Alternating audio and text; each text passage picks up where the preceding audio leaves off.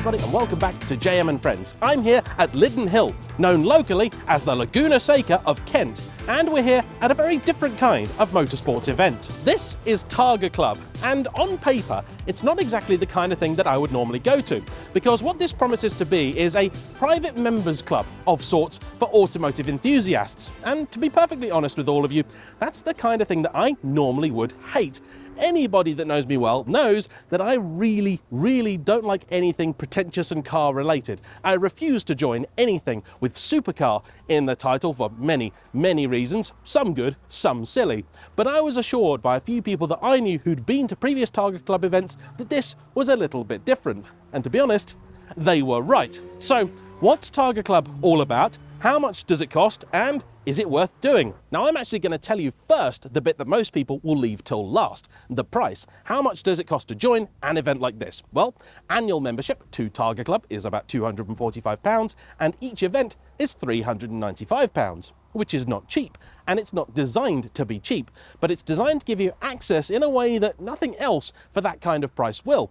After all, everybody I know who's going to the Formula One next year at Silverstone has told me they are spending many hundreds of pounds. I know people that have paid £500 or £600, well over £1,000 for a pair of you for what you would term a fairly ordinary seat. In other words, you're never really going to get any closer to the cars than this. In fact, you're probably not going to get that close. But here, as you'll see, you get an awful lot closer. Really close to some very serious and proper machinery and the people who own and drive these kind of cars. Each Targa Club event is themed around something slightly different. This one, as you might have guessed, is rallying, with a particular focus on the amazing Group B wild machines of the 1980s. And this is no static display either. These cars will be going out on track, and people will be allowed to passenger, even drive a few of them, though I'm not sure whether that goes for these. I'm going to be taking part in that, of course, and that really is the ethos of Targa Club. It's about getting you up close and personal with the cars and the people behind them, so that you can experience them in a way that at a race weekend you simply never would be able to. I'm here with my good friend Anthony from JayEmm Friends and of course Sports and Touring, and we're going to be taking a look around the paddock, hopefully going out later in a few different cars, and then at the end I'll let you decide whether this is an event worth doing, because I think if you're in the mood for treating yourself and you're into this sort of stuff much more than modern Formula One, I think it could be money much better spent. I suppose I should show you the car that I've come in. This, my Toyota Celica GT-Four ST205, a 1996 Japanese import. I've actually owned this car for, I think, about 3 years. Now, I haven't really seen all that much of it, so if you weren't even aware that I had it, you are forgiven. It has had a lot of work done to it recently, detailed in a video on the main channel. But suffice it to say, with this being a rally-themed event, I had to bring this car. This is a childhood icon of mine. I think everyone really knows it from Sega Rally, and also the small trouble they got in with the FIA when Toyota Team Europe raced them. But beyond that, I do love this car. However, today, I feel a little bit inadequate. Let me show you why.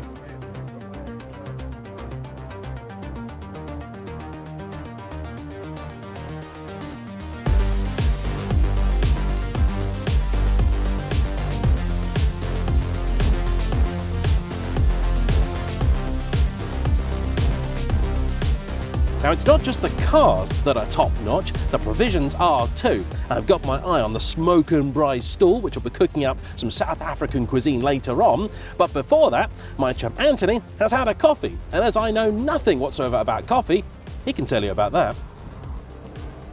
Now, this isn't sponsored, but I will show the branding, the artisan coffee here, and it is really good. I'm now trying one of the darker blends. It's a bit richer. This one's called the Big Shots.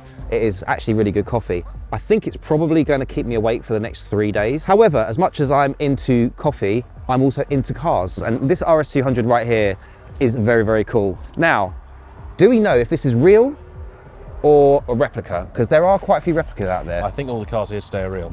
No, I think they're all the real deal. It's a good day for Fords, actually. Look, yeah, we've got this here as well. Yep.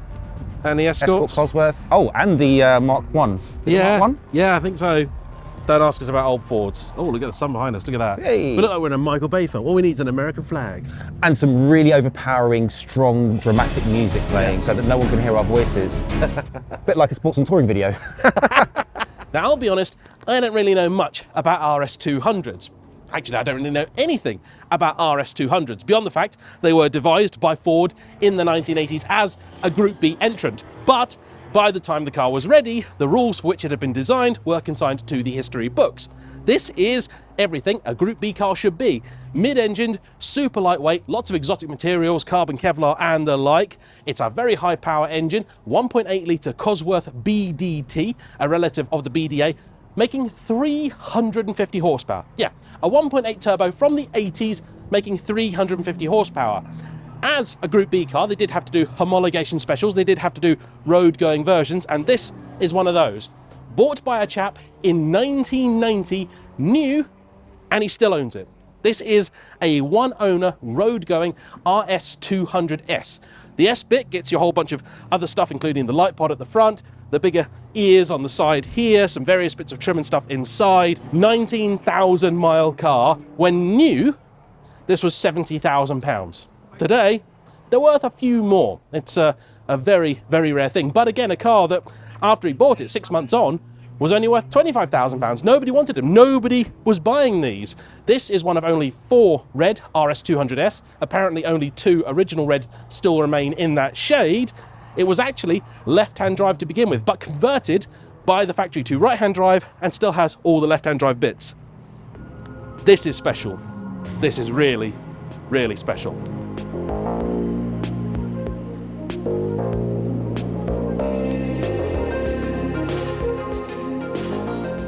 Anthony is going out with Jasmine in this. It's a Mitsubishi Shogun, essentially, it badges a Pajero, and it's a T2 production Dakar car. This is the real deal. Engine and gearbox are essentially standard. The rest of it, not so much. Massively uprated shock absorbers, in fact, more shock absorbers than standard. Beefier tyres, all that jazz. You've got shovels and things in the back, and a huge, huge fuel tank. And the aim of this car is that they want an all-female team in the Dakar Rally in 2025. Jasmine, what's your cockpit like in here? Is it all pretty standard pedals and gear shift, I imagine? Yeah, all the usual. I mean, this is quite a comfortable racing cockpit. Yeah. Racing standards. That's very luxurious. It's got an internal fan. It's got handbrake. All these kind of luxuries that you don't always get in a race car. So you do not. How many times have you taken this out thus far? Probably, I've raced it competitively twice. Yeah. And I've driven it. I drove it before then a couple of times. We did a test day in our friends' fields, and we also did Fell Beacon earlier in the year. Mm-hmm. And then we've done 2 Cobb Safaris. So one in Walters Arena in Wales, which we finished, and then one in Stone in Staffordshire. Have fun. Thank Look you. after him. Yeah, I'll try. Or don't. Have fun. Oh, should we do a YouTube transition? I'll go into your camera and then we'll cut to the 360 shot. Now Lydden Hill has its own rallycross layout, including multiple gravel sections and a rather substantial jump. Fortunately for me, that jump section was closed, but unfortunately for this Dakar rally vehicle, that meant it was spending most of its time on tarmac, although we did get to enjoy at least one of the gravel sections. Jasmine did a fantastic job holding her own up against some cars that were much, much faster and far more suited to racing on tarmac. And even though this is quite a high-sided vehicle, I was really impressed with its handling in the corners. Interesting feeling how the car rotates in the corners. Seems very balanced, like right in the middle. Yeah, considering what it is. Yeah. Yeah, it does handle all right. Thank you for taking me out. You're very welcome. More importantly, for bringing me back. Well, that was the aim. Great job. Thank you, Jasmine. Thank you. And good luck next season. Thank you very much. It was great to meet you. You too.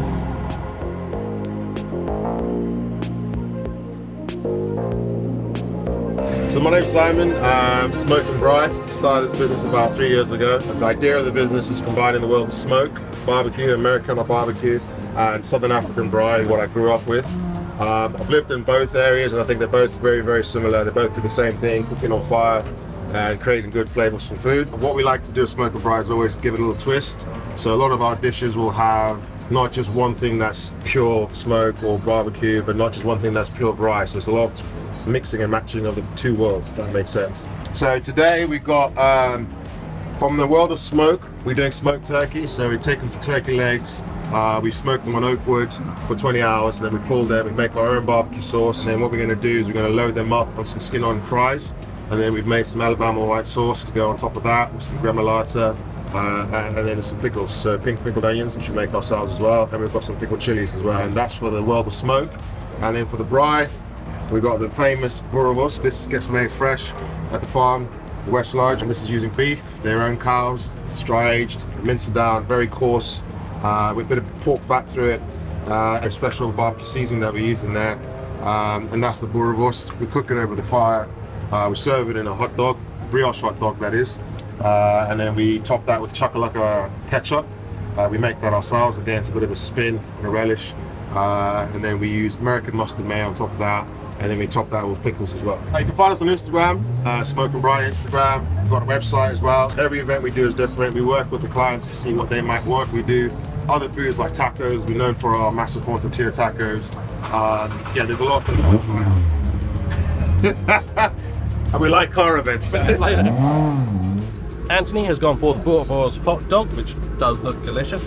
I've gone for the pulled turkey, and I've had some of the chips. They were good, but you can get good chips anywhere, so in for the turkey.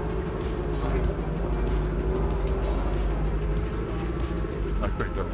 And I've got this hot dog, which I have no idea what it tastes like yet because I haven't had a chance, but it's got some chilies on it and I'm excited. Yeah, he asked if you want pickled chilies, and it took me a minute to realise. I was like, of course you want pickled chilies. You look like a commercial, you've got the sun just behind you, you know.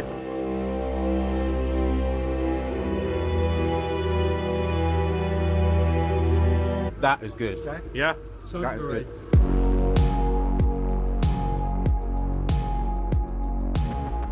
We were just up there looking at all of those amazing cars, but there are even more amazing cars down here. Not the rally legends, but a number of very, very cool cars. And among those cars was my friend's Ariel Nomad. Now, Jonathan and his friend Tom co-own this car, and since I've been out in it before, I thought it was a good idea to let James get a ride. James, what are you doing? You'll find me in a somewhat compromised position. You see, unconventional cars require unconventional methods for getting a camera in. Well, you know when they said, we'll take you for a ride? This isn't the kind of ride they meant. Fortunately, I was able to convince James to take a more conventional passenger ride in my friend's Ariel Nomad. And just before he got in the car, I tried to make some adjustments to the positioning of the camera, and unfortunately, I didn't do the best job. However, that didn't get in the way of the guys having fun on the Lydden Hill circuit. And while this car isn't exactly designed for optimal lap times on a tarmac surface, it is designed for maximum fun. That was great, really enjoyed that.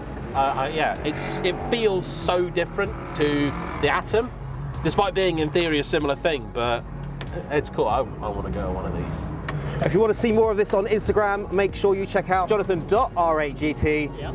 Been on the channel before. Why is he called that? Well, I'm sure you can figure it out once you get over there. Because his name's Bob and he loves Ferraris. And now I'm sending Anthony out in something much more sedate, a 660 horsepower F-Type.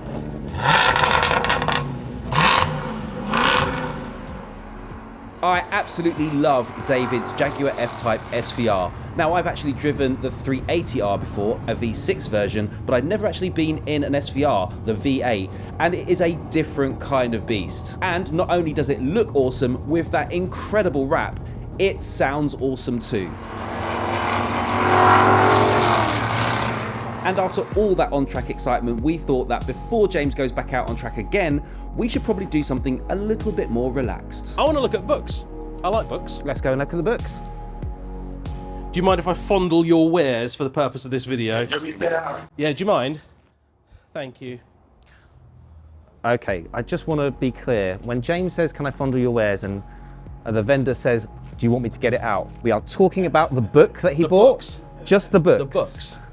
Oh, yeah. I don't want this taken out of context. It's the internet, Anthony, don't worry. Nothing on the internet has ever been taken out of context. Yeah, I'll take your word for it, since you're more experienced in these things than me. There are so many cool books here. So these are brought here by Cotswold Road and Race, who are, as you might imagine, based in the Cotswold, and they have a whole cool selection of, well, automotive themed books and memorabilia and stuff. There's some really nice stuff. In fact, look at this stuff at the end here. This is really, really nice. I haven't even asked how much these are because I know I can't afford them. 1992 McLaren F1 customer brochure given to VIPs. an F1 photo album, and this is an F1 LM launch pack given to potential purchasers and VIPs. These are really cool and special. I have bought myself something because I am a sucker. I want to buy myself something for Christmas. It's this. It is a DK book on the Ferrari 288 GTO. I think the 288 GTO is one of the prettiest Ferraris ever made, and as they're now worth so much money, it's difficult to get into a room with one, and I'm highly unlikely to ever be able to drive one, and certainly won't ever own one. I figured this is close enough. And if you like a GTO and other Ferraris, make sure you check out our other video where we visited the Ferrari Challenge at Silverstone, and we actually saw one there on display along with some other pretty special Ferraris, including 2 of James's Ferraris. He went to an event in 2 Ferraris. How did you do that, James? Like Lassoed them together. Lassoed them together. Riding a chariot. Yeah, right. We have been allowed by the very kind proprietor of this establishment to open up the McLaren F1 LM prospective owners pack. It has this ancient recording medium inside, which presumably came with its own dedicated player. If you want any information stored securely and properly in such a fashion that children now can't access it, use these, highly secure. And then this, have a look down here.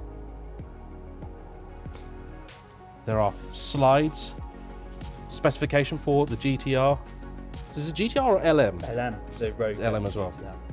So here you go, then differences between the LM and the GTR on which it's based. That is the closest I'm getting to a McLaren F1 LM. For reference, I've never actually been that big into the McLaren F1. For some reason, the looks of it just don't work for me. But the LM, when I was a kid, my granddad had a book just called like Fastest Cars in the World or something. Of course, then the McLaren F1 was the fastest car in the world. And in it, there were pictures of the F1 LM, which already in the 90s was a sort of halo car that nobody could have. And that was the one I wanted. If I made the mega billions, McLaren F1 LM would be what I'd buy, but that's special. Right, so this is a Red Bull Mechanics Pit Crew helmet from the sort of late 2000s, we think, maybe, with matching goggles, of course.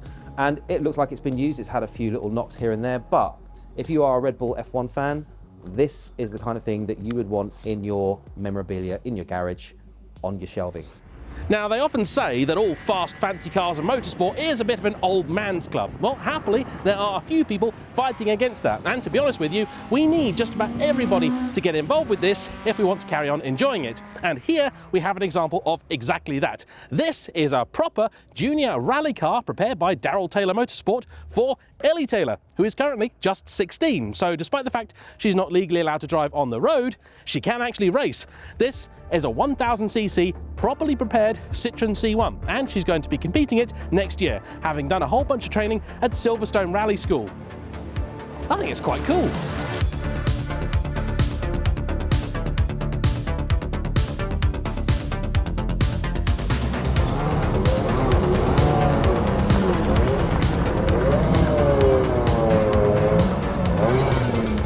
James is actually out on track and they're doing some photography, video, etc. with the parade lap. He's out there with D.Taylor of Taylor Motorsport, whose daughter's car you would have just seen James talking about, Ellie Taylor, who's only 16, racing next season. But Daryl's taking him out in this Escort Cosworth. After the parade laps, I think the track is going to open up and then they'll have a chance to, let's just say, open it up a little bit. Rallying clearly is in the blood with this family because Ellie's dad really can drive. Sensory overload is the best way to describe the experience of being in a car like this, and believe it or not, he was driving it in its slow mode. With anti-lag activated, performance would have been even higher. But anyway, let me shut up and allow you to get a taste of what this was like.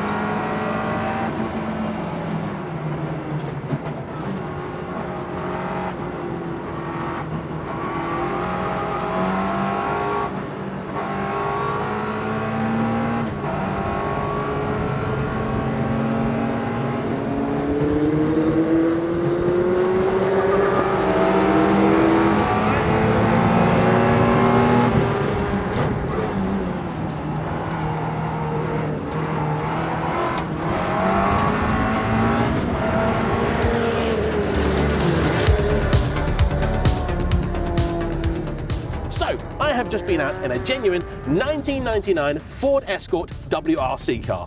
What a treat. I am borderline shaking. We didn't even have the anti-lag on, which would have given us apparently another 200 horsepower, but its driver, D.Taylor, did a pretty fine job anyway, as I'm sure you'll agree from the footage. This is what I love about this event. You just walk up to people and say, "Can I come out in your car, please?" And they say yes. Hey everyone, Anthony's been on editing duty with this video, and hasn't he been doing a great job? Hit the comment section and tell me if you agree, because I think it's fantastic. And he just messaged me to say, "James, can you please record a quick voiceover explaining what it's like to be out in a real late 1990s works prepared WRC car with somebody that knows how to drive it?" Truth be told, buddy, there really aren't words that can convey the feeling you get in that scenario. But for your benefit, I can do the face.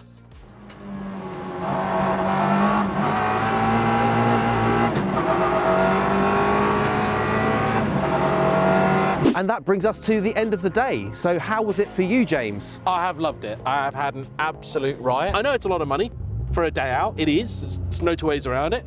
But I have had a really, really good day. And the thing for me is it's been a more relaxed environment. It's been really chill. This is the sort of place that I would be really happy taking my car out on track because everyone's been sensible. I feel like I could have turned up in anything from the MG to the Scuderia, and I would have been very welcome and, you know, had plenty of people to speak to. I want to say a huge thank you to Anthony and to Andy for organising, inviting us down, and a special thank you to David Stark, who is responsible for me coming here and really did twist my arm into going, but I'm glad that he did, so thank you, David, for that. And if you've enjoyed this video, I think you'll enjoy this one too. All that remains to be said is a massive thank you from the pair of us. Don't forget to hit the like button, comment down below, and subscribe if you haven't already to JayEmm and Friends.